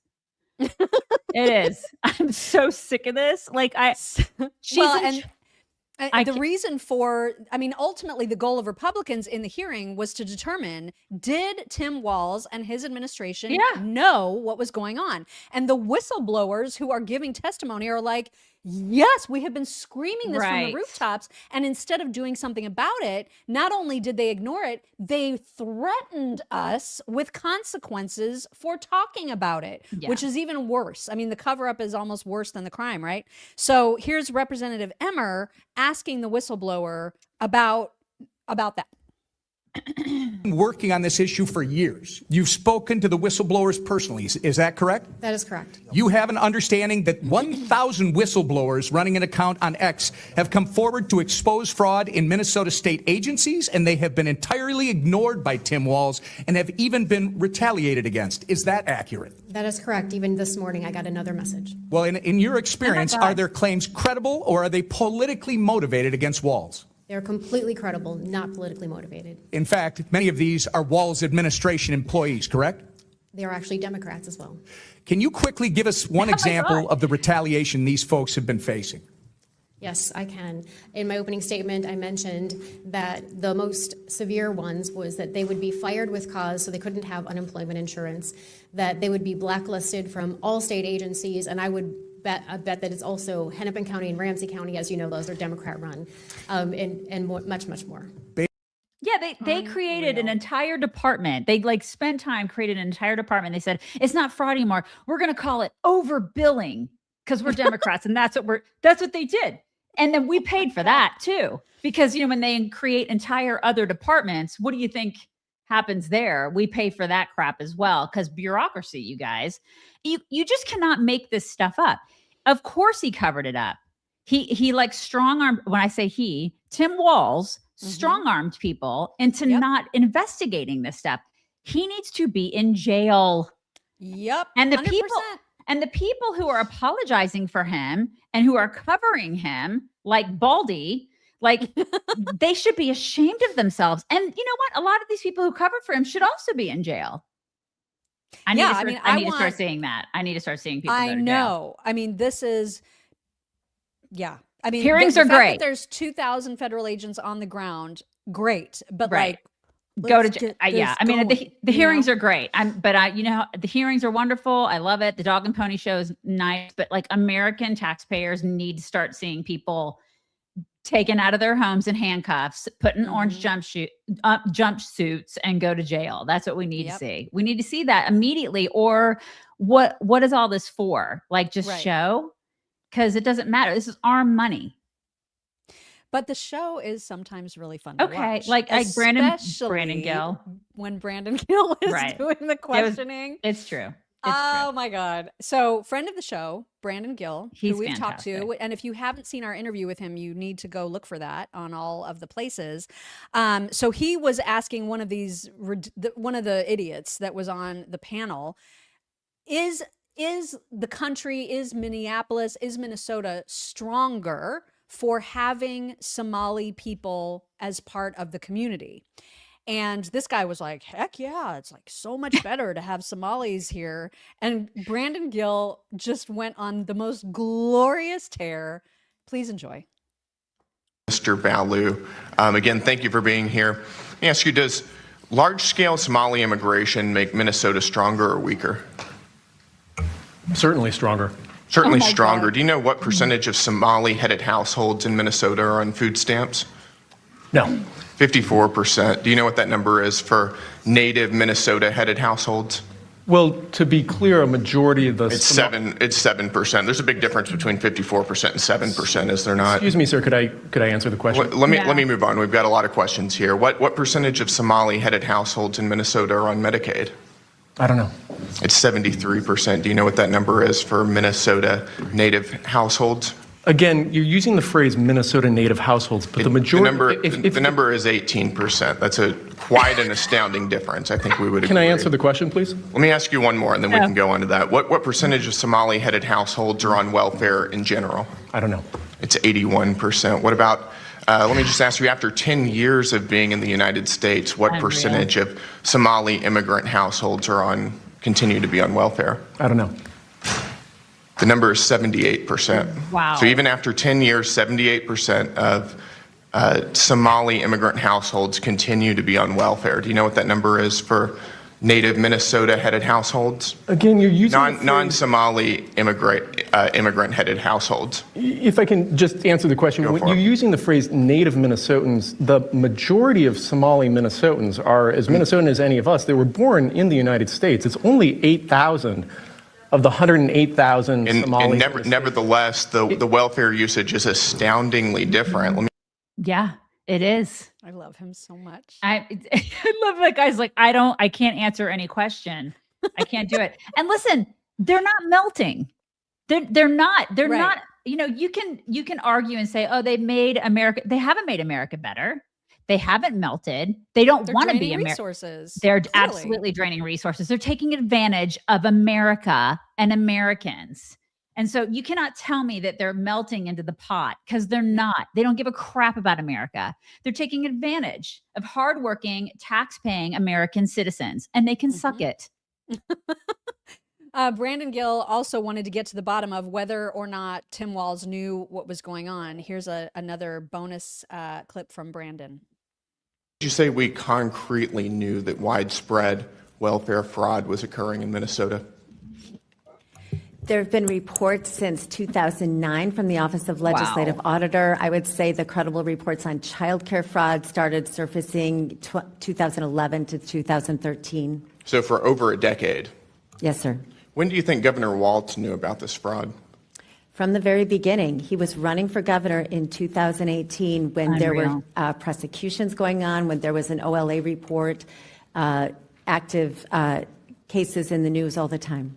And what was the Walz administration's response?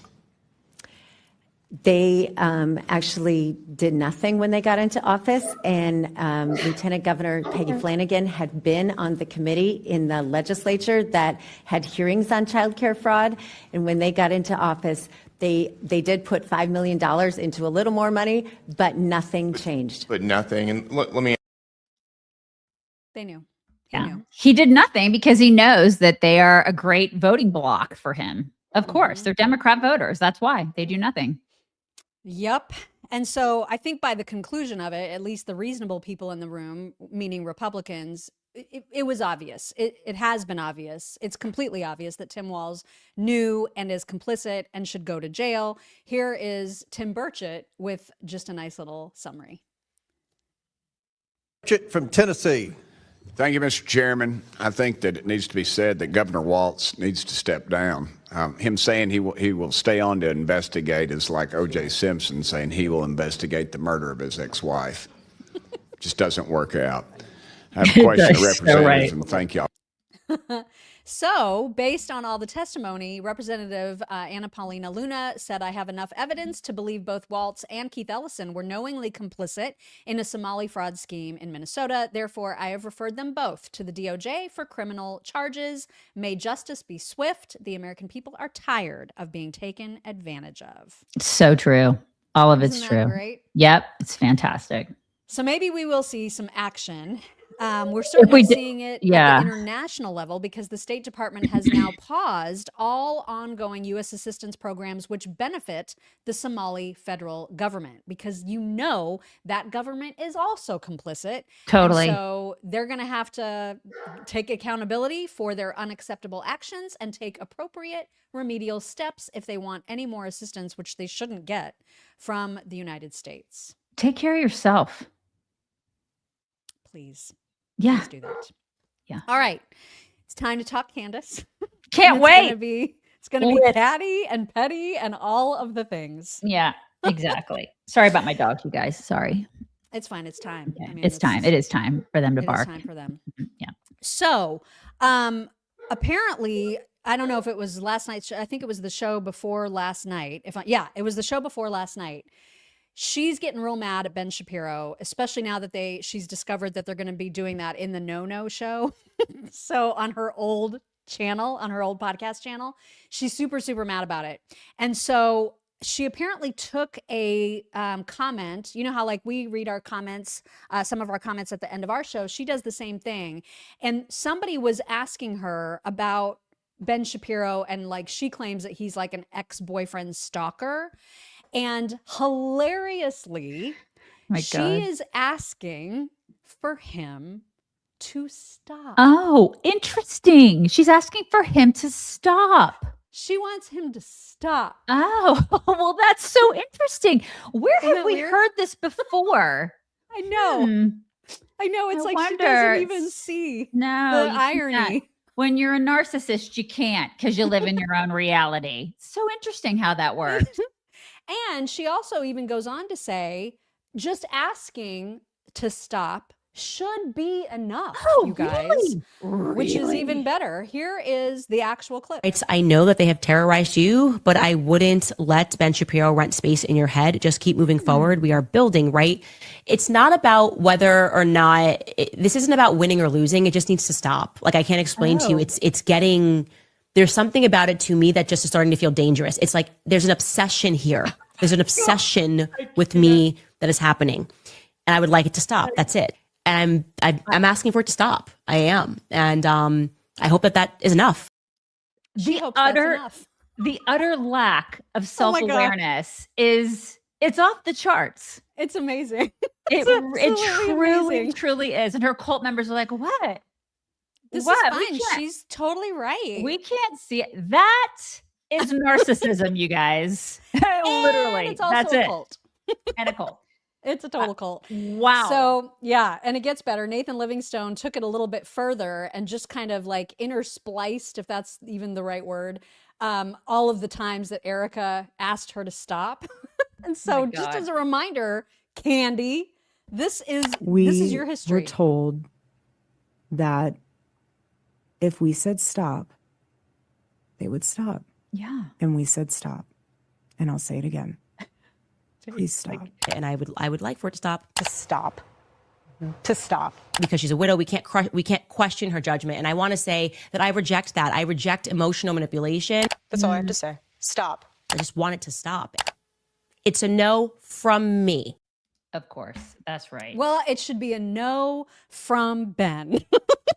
I just And- listen. So she's mad at Ben because there's a new program, or supposedly a new program on Daily Wire, that is like in a satirical way. They're making fun of her. Is that the deal? Yes. That's there the will deal. be, I guess. Okay. Allegedly. I find this really interesting because like she literally started her career out as a doxer and a public shamer. Mhm. That's how she started out in 2016. And now she's like, don't make fun of me. Yeah. And she's acting as if she is a victim, which Yeah. is like, that is the most mind-blowing part of all of Yeah. this. Zero And she self-awareness. has gotten so crazed with rage about Ben Shapiro specifically that she even did like this Instagram story yesterday afternoon. And here's what it said. She said, yesterday, I received an email detailing more specific information about the Daily Wire's plot against me and how it began to shape at the end of the year. She goes on to say, I'm being serious when I say that there is something about this that is beginning to feel extremely dangerous, and I want it to stop. Cannot with this broad. I can't. Yeah. It's And then extremely she dangerous. said- yeah. And then she said, I will be dropping everything today because I see no other way to protect myself from what has been a 2-year onslaught against my life. Again, it's typical. This is so typical. They try to make themselves the victims. This is what they do. I mean, it's seriously, just read about narcissism, you guys. It's literally what they do. Textbook case right here. Textbook. Textbook All case. of a sudden, I'm the victim now after Right. pummeling these people with all of this crap for the past however many months she's done it. She turns it around. Oh my God, I'm a victim. Everybody's out to get me. I'm a victim. Oh my God. Yeah. I know. It's amazing. So then she released a teaser for her show, also on Instagram. And, you know, here is what she said in her teaser. I can't. It's coming. Right there. I don't really know what else to say other than my psycho ex-boyfriend Ben Shapiro strikes again.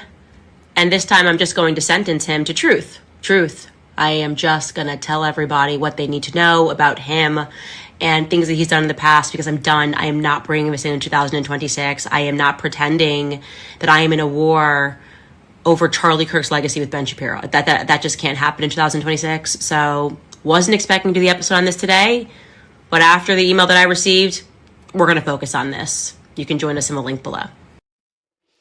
So obviously I don't watch the show. I didn't see all of her, whatever it was. I just look for clips that people are focusing on and assume that that is the gist of her program. And so she was vicious, absolutely vicious to Ben, used words like worm to describe him, which is of course total like anti-Semitic dog whistle. Of course, right. And so here's a little bit of what she just said about Ben because she's so freaking psycho over him. Here's that first part. Ben's a parasite. He's a worm. I meant that. He sees health and he believes that it belongs to him.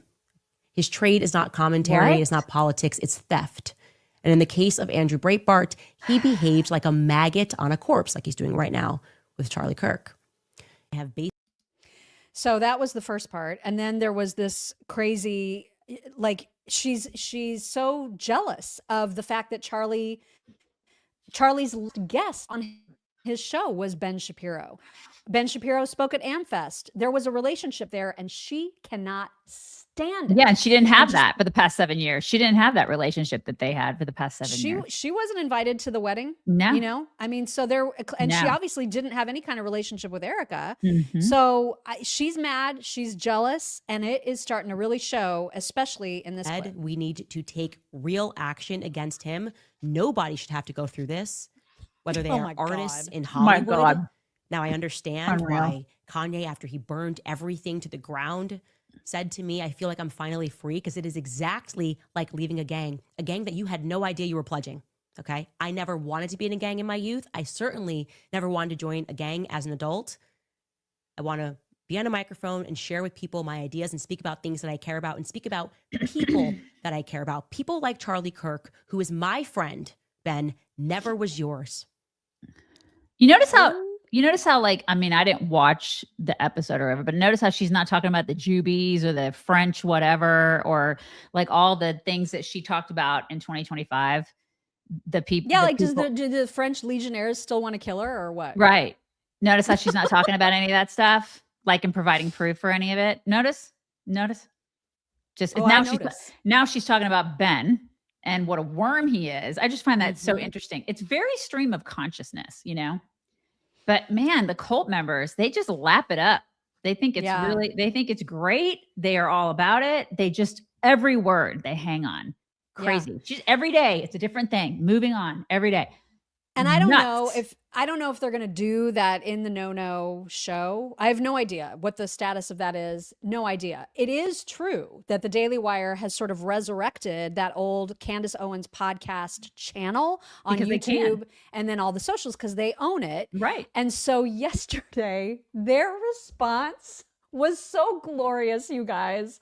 I love this. It is a freaking masterpiece because if she wants to talk about stalker exes and obsessions, But I genuinely feel like when you break up with someone and you have a crazy ex, that was how it felt like being fired from the Daily Wire. Daily Wire, the Daily Wire, the Daily Wire, the Daily Wire, from the Daily Wire, the Daily Wire, the Daily Wire, Andrew Klavan, my crazy ex-boyfriend, Andrew Klavan. The Daily Wire. Have a Daily Wire. He does some stuff for the Daily Wire. The Daily Wire. The Daily Wire. The Daily Wire. At the Daily Wire. The Daily Wire. The Daily Wire. And from the Daily Wire. From the Daily Wire. The Daily Wire. From the Daily Wire. Take the Daily Wire. The Daily Wire. Ben Shapiro.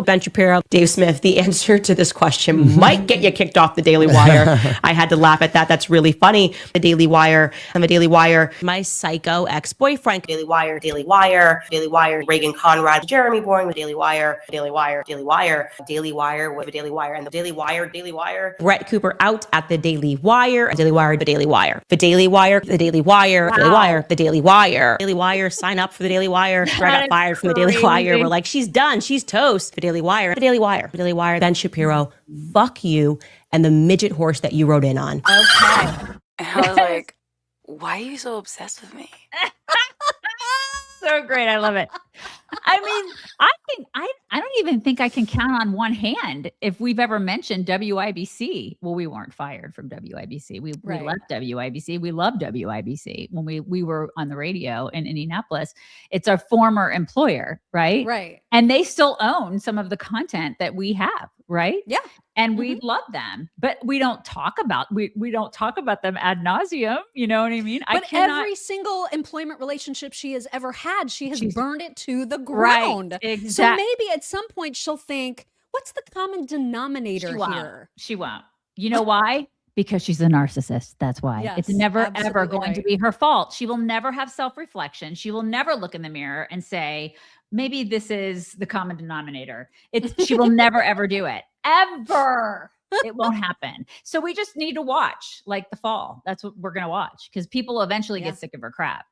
I would hope so, especially if she's going to focus. I mean, people tuned in because they like the story about, the French president's wife having a dick. They like the story about all of her investigative bees. I mean, all of that stuff, they get into it. But if she only starts to just focus on her own narcissism, I do feel like that would get kind of tiresome at some point. You'd think. And she saw that Daily Wire video and had a reaction. She's very mad. She said, "This is my old podcast. Legally, Ben Shapiro still owns the rights to it. So he is using it to share a compilation of me defending myself against their repeated attacks against me over the last 2 years. This is real life. The Daily Wire is using my old podcast to attack me." Again, I know, again, it's classic, man. This is textbook stuff. She's the victim now. Real. I love this. And I don't even know if Ben has anything to do with it. Like it could just be, higher ups at Daily Wire who are like just doing all of this. And he might not even, just be like out there doing his own thing. They may just be sick of her shit. You know who I hope is enjoying this? Erica Kirk. I hope she's just sitting back and going, okay, this is karma. This is Yes. nice. This I hope is some really good karma. Yeah, I really hope she is, because she's been put through some stuff. Mhm. And I hope that this is nice, like karma for her. There's a great Twitter account, No Soup for Knowles, who put together the most hilarious little video.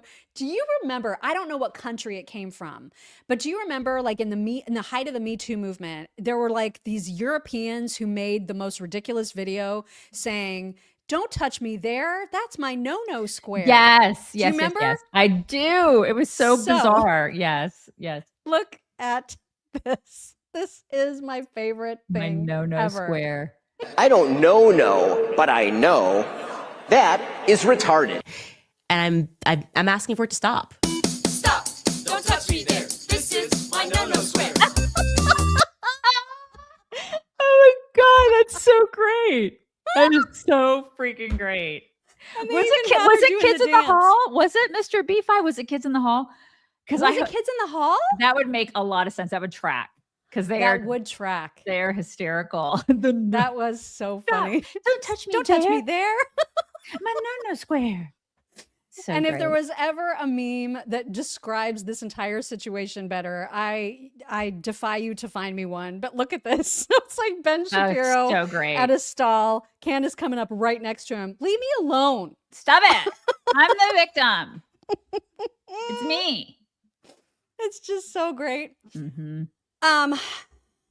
On sort of this topic, like tangentially, Megyn Kelly. We're going to talk about Megyn right now. We're going to do We're it. going to talk about Megyn. Okay, You here we know go. how much we love her and how much it pains us when we see things that she's doing right now that we just don't understand. Right. So she. Do we not understand it? Do we not understand it? Or are we starting to understand it? Well, I genuinely don't. I don't know why she's aligning herself with the worst possible people. I don't understand it. Yeah, But she is. And in fact, she had Tucker on her show again yesterday and talked a lot about Candace. You're going to see two clips back to back of her specifically talking about Candace, continuing to double down that Candace should be asking these questions and that she has absolutely no intention of condemning her in any way. Here are a couple clips from Megyn's show with Tucker yesterday. And then came Candace Owens. And that she really drives people crazy. She drives them crazy. They were very angry that I didn't call her out for what she said about Israel possibly being involved with Charlie Kirk. Well, I didn't call her out because I was totally fine with those questions being raised and still am. I'm sorry, but I am. I'm sick of this bullshit. I am allowed to have questions about what, if anyone, aligned with Israel or from Israel might have had to do with Charlie's death. No, it's because I won't defriend you and I won't condemn and say that Candace Owens is hateful. They want me really, really badly to condemn Candace Owens. And I'm sorry to break it to them, but I am responsible for what I say, not for what anybody else says. I am not Candace Owens's policeman.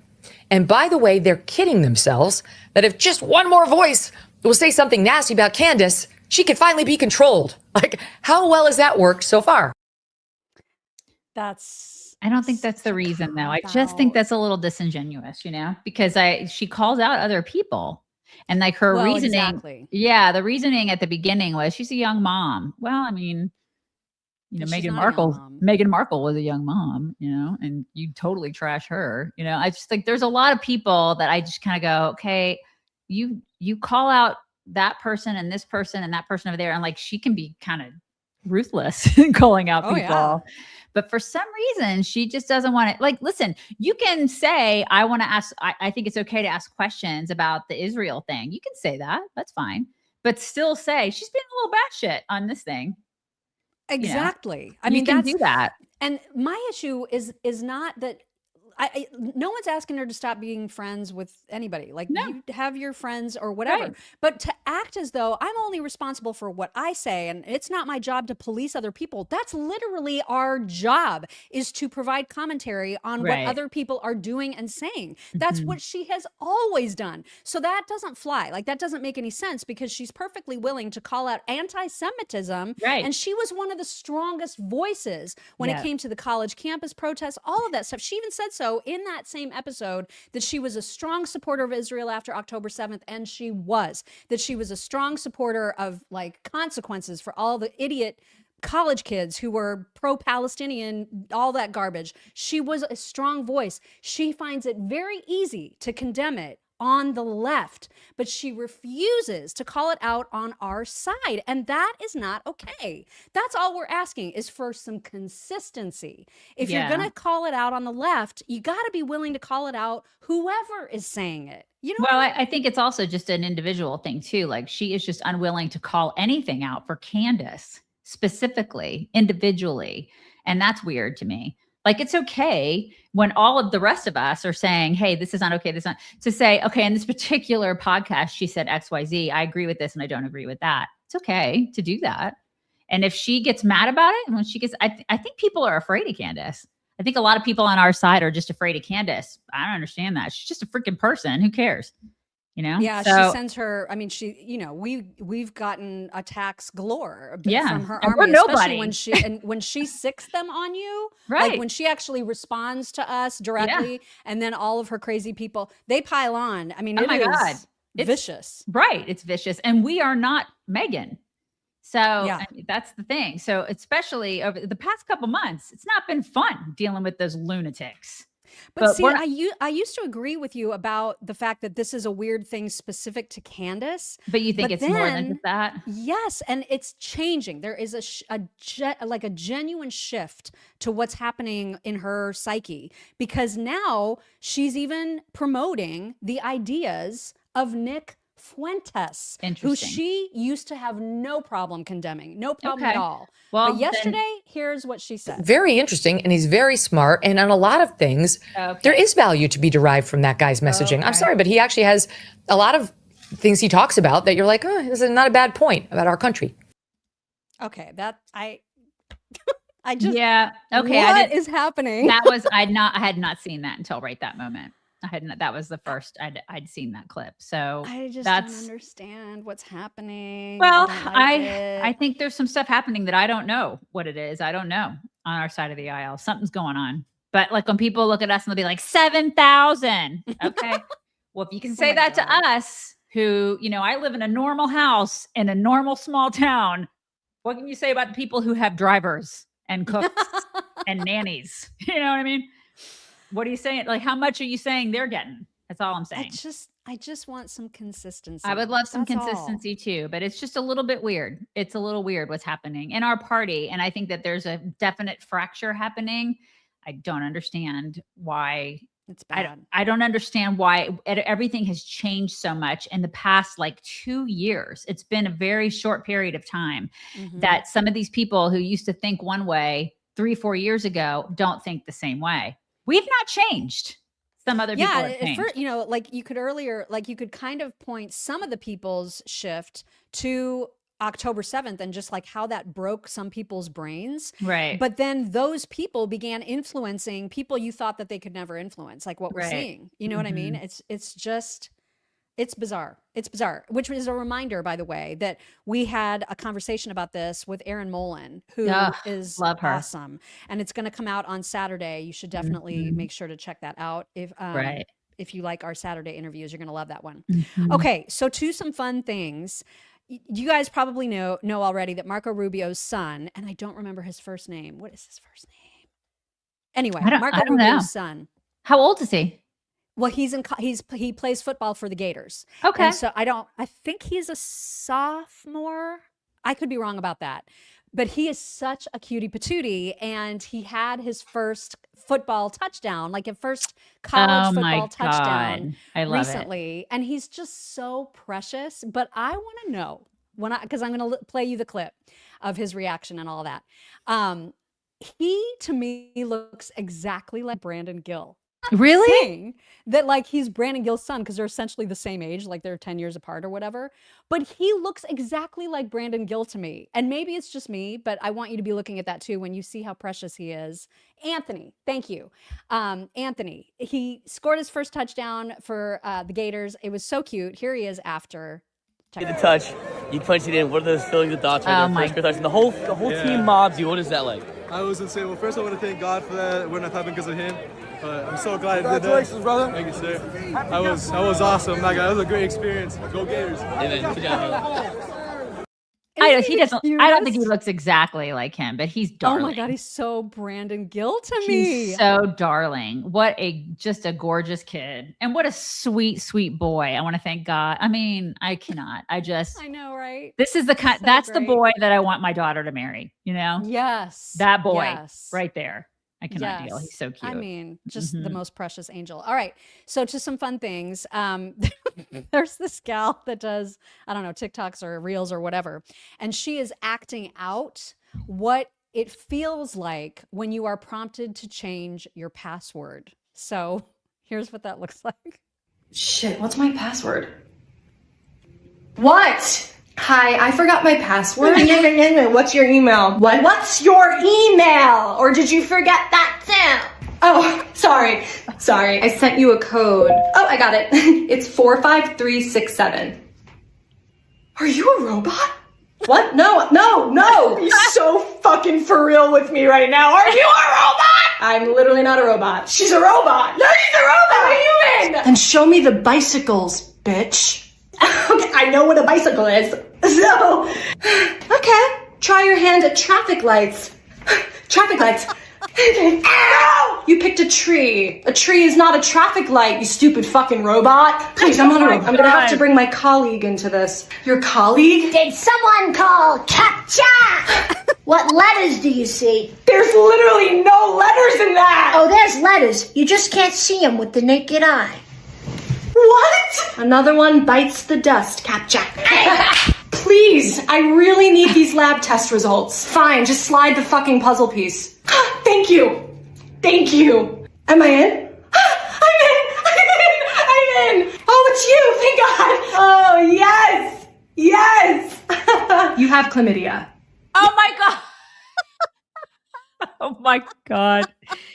Oh my God. I always mess up like the bike things. I always mess those up. I get all like, oh God, I'm nervous. Well, 'cause sometimes they'll show like just like there's like one a part of a section bike handlebar, and you're like, is that a bike or like? Am I supposed to pick that that box? box? Counting it as a bike? I don't know. Yeah, this is I the don't thing. know. It's so stressful. It's like taking the SAT. I hate it. Stop it. Anyway. We've played this creator's stuff before, and I think we've even played a video before where she has made gourmet water, but she is taking gourmet water to a whole other level, you guys. And you need to listen carefully to all of the places from which she gets the gourmet from water, which she sources her ingredients. Okay.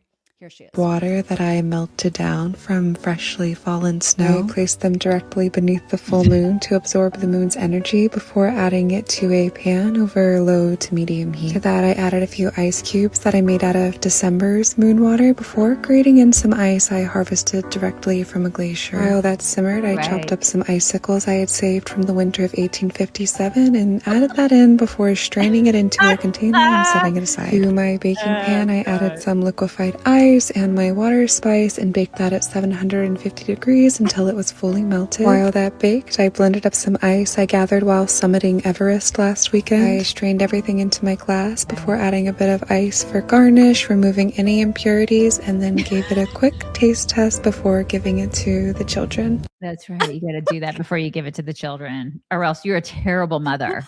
That's you don't so do that. Exactly like What, you don't do that? Though. I hate influencers. You don't do that? You don't do that with your water? Then you're failing as a parent.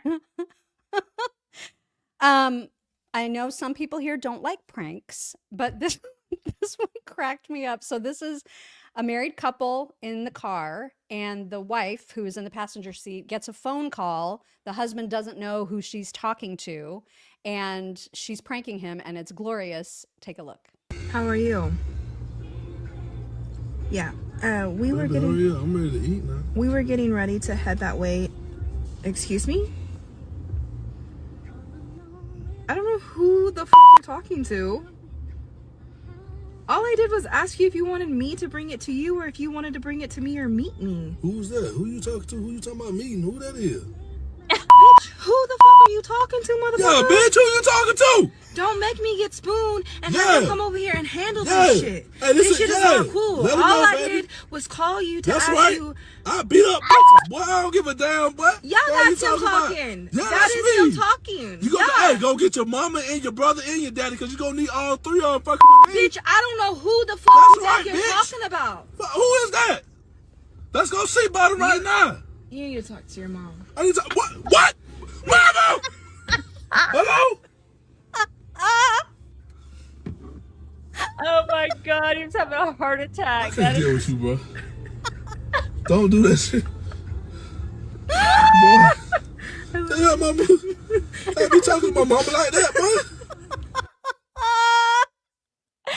Oh my God, that is so great, Mary. He was so hyped up to He was defend ready to her, go. though. I loved how he had her back. That was fantastic. know. He said, "We're gonna fight. We're gonna fight these people. I don't know who it is. We're gonna fight their whole family." Oh my God, that was so great.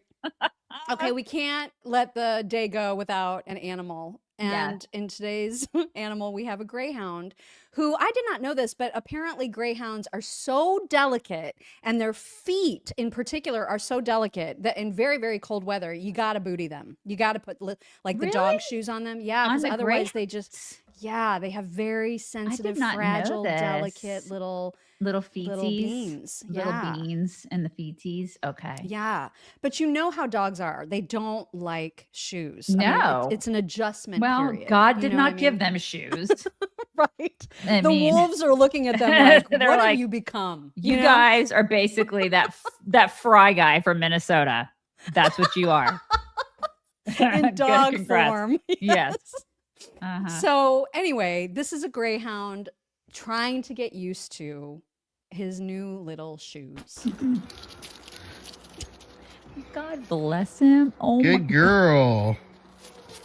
Thank God it's a girl. Come on. The other dog's like, "You're gay."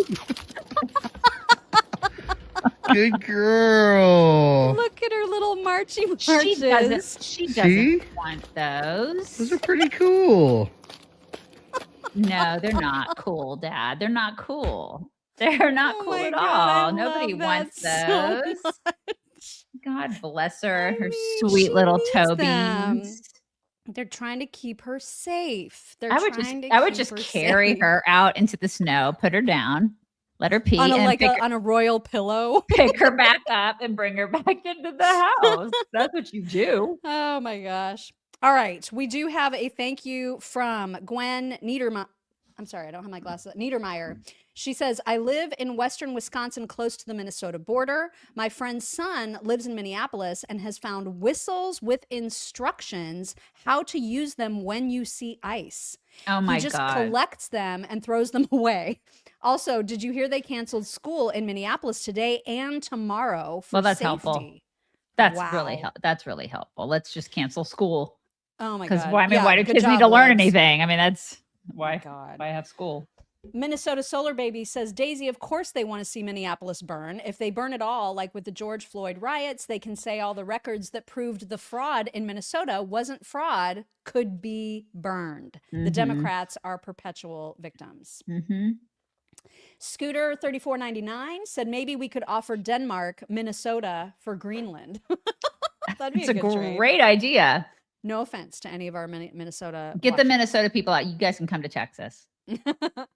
Roth Lady Wright said, not to be rude, but Sia is just an ugly woman, not cute. Call me catty, I do not care. She said, people like her that scream like that, I believe their parents should have left them in the grocery store when they were small after they threw temper tantrums. I'm not sure if she's still talking about Sia or somebody else. They weren't spanked enough. They weren't forced to take the candy they stole back to the store, and they definitely weren't bullied enough. Make her shut up and stop screaming for the love of God. Oh, Ayana. She's talking about Ayana. Ayana, okay.